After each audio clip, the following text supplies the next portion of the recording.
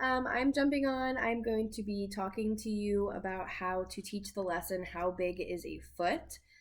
So, first of all, this lesson can be taught in grades 2 through 4, kind of depending on your own preference. So, first of all, we're going to go through our materials and then talk about a little bit about what you would need to do in order to teach the lesson properly. So, first is the How Big is a Foot book. This is written and illustrated by Rolf Myler. I just ordered this from Amazon fairly cheap, and it's actually like a really good educational book. There's a lot of little doodles and stuff. Really fun. So you need the book because this is our intro. You definitely need at least a ruler. I would recommend having a yardstick as well.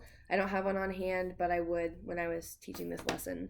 Then you need some masking tape, or I think you could get away with using sticky notes too. So, to teach the lesson, you are going to be reading the book first as an introduction.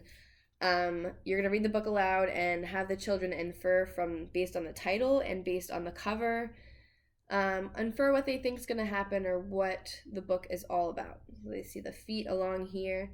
So you're going to begin reading aloud, but stop after reading why was the bed too small for the queen. You're going to have the children then get into partners for a little activity, stopping there for a little activity so they can kind of infer why was the bed actually too small for the queen. So every two children are going to need their own tape, just a little piece of tape or sticky note, along with a ruler or a yardstick and some string as well. Okay, so you are going to have the first partner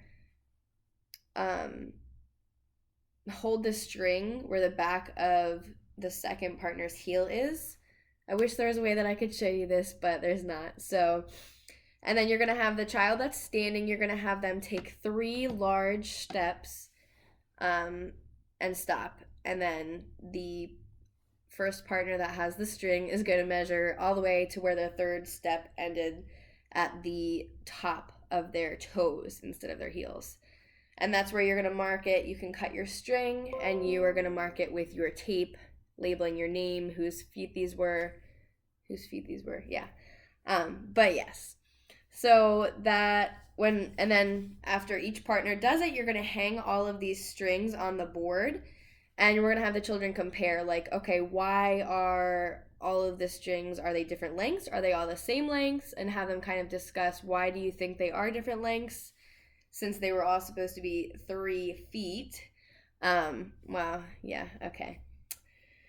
So yeah, you're gonna have the children infer, and then you're gonna hold up your yardstick measuring the different feet, and you're gonna ask the children how many feet are actually in a yard, and how does your string compare to the 3 feet measured from the yardstick, and then you're just gonna discuss from there, and you can finish reading your book as well. It's not necessary, but who wants to leave their book hanging?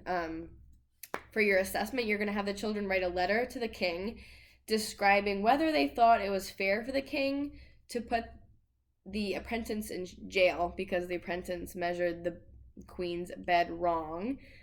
Kind of giving you away a little bit of the story here.